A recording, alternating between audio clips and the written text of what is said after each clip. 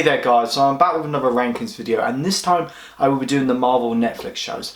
I did do this video a couple years ago, but that was just before Iron Fist Season 2, so it was the perfect opportunity to update this list. I know I should have done this video a lot sooner, but since I haven't got anything else to work on at the moment, it was the perfect opportunity. At last place is the obvious Iron Fist Season 1.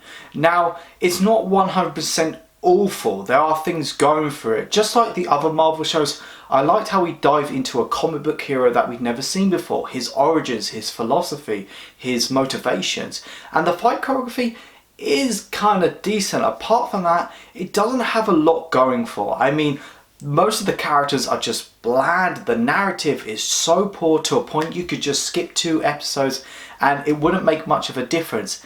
And Finn Jones can't act in this series. I mean, it got to the point it was just so cringe to watch. Number 12 is Luke Cage Season 2. Now, it's not the worst, but it's the most disappointing because I wanted this to be better than Season 1, and it started off like that. The villain was promising, it has some great character development.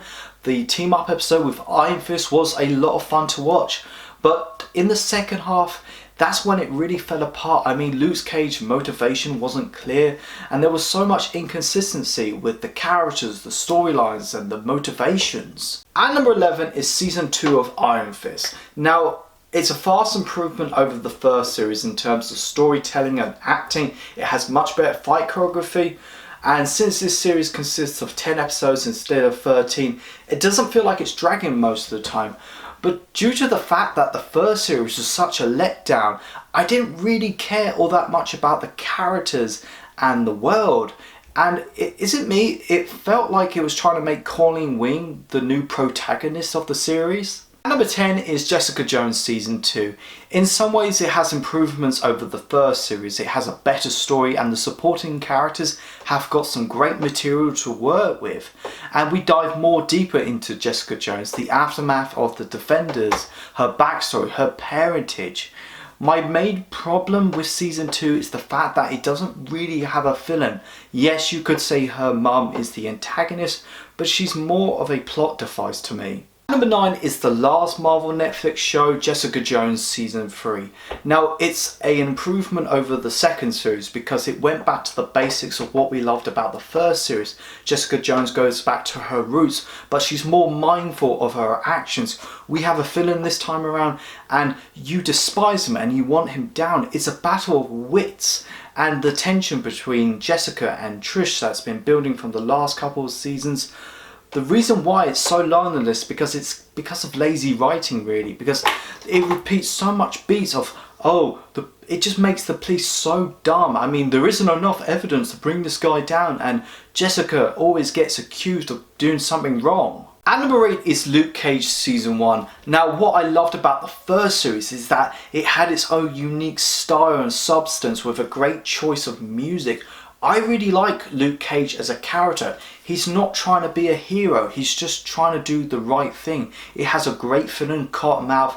It was a shame they killed him off too early and have Diamondback as the main villain who was so cartoonish, and it made the show so melodramatic and campy. If the second half was on the same level like the first half, this would have been my top 5. At number 7 is Jessica Jones Season 1. Now, when this first came out about 5 years ago, I used to put this over like the first series of Daredevil. But after some time, I mean, looking back on it, I mean, it wasn't designed for 13 episodes. 8 episodes tops. There's so much filler in this, but there's so much going for it. I mean, it's a great character study on Jessica Jones, a street level superhero who's been abused physically, mentally, and sexually. It does a subtle job of introducing Luke Cage into this universe, but the cherry on top was Kilgrave, aka the Purple Man, played by David Tennant. At number 6 is The Defenders, or as I like to consider, Daredevil 2.5. Now, this was like my most anticipated one. I mean, a street level Avengers sounded so cool.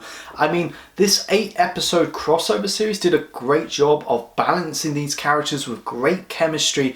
It did redeem some stuff I had with like the first series of Iron Fist, but The villains didn't really work for me. They weren't that threatening, especially Sigourney Weaver. I mean, she got killed off too early and making Elektra the villain, it didn't really work for me. It's still solid, but just not that great. Coming at top 5 is Punisher Season 2. Now, it starts off great when Punisher is on the road, you see a more human side to him, then he helps this girl who's on the run from these like religious killers. There's some great moments throughout the series when Frank Castle unleashes hell, and we dive more into the psychology of Jigsaw. The reason why it's not as great compared to like series 1, it doesn't have those memorable characters like Micro, and it is kind of slow in the middle.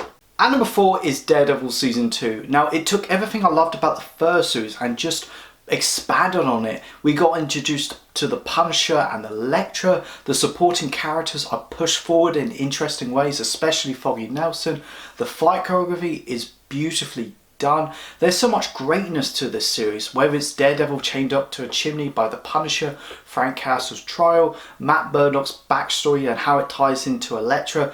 But the most unique thing to come out of Season 2 is able to carry these two plots that are so different from each other, and it doesn't come crashing down. And number 3 is the first series of The Punisher. Now, after like 3 or 4 attempts of adapting Punisher into live action, Netflix got it right, and it restricts itself from the other Marvel shows, which is for the best. But John Bernthal as Frank Castle, aka the Punisher, he brings such a vulnerability and humanity to a hero who could be harsh, brutal and physical, but also the action is just brutal and violent, and it's so great for the character. And it has such a great set of supporting characters, whether it's Jigsaw, who adds a layer to the Punisher, or Micro, who is kind of the glue to the series. And number 2 is the one that started all, Daredevil Season 1. Now, originally I wasn't hyped up for this one because I wasn't impressed with the other Marvel shows that came before, like Agents of S.H.I.E.L.D. and the Ben Affleck film that came out like 10 years before really put me off the character. But after watching this, it's amazing. They found a way to please comic book nerds but make it mainstream to a wider audience. The fight choreography pretty much tops everything in the MCU films and TV series. I mean, they got Daredevil right thanks to Charlie Cox's performance, but Vincent DiVallo, I think I'm saying that right, as Kingpin is like amazing. He's one of the best villains in like the MCU, but he's just the perfect casting choice. Coming at first place is Daredevil Season 3. After like 2.5 years of waiting, it paid off. It took everything we loved about the first 2 seasons but just made it a little bit better. Also, it takes place straight after the mediocre Defenders series, but it doesn't overshadow it. This series is loosely based off the comic book storyline Born Again, and it's Matt Murdock's character study. He's dealing with his demons. He's deciding whether to stay as Matt or Daredevil, or can he be both? The Kingpin is just amazing in this series. He is the mastermind, and the fight scenes are just so beautifully creative, especially when you have Bullseye. I mean, if Kingpin left the show, Bullseye would be just a worthy contender. But not only is this the best Marvel Netflix show, I mean, this is the best comic book series ever, and this was a crime that this show got cancelled, and I really hope someone picks it up soon.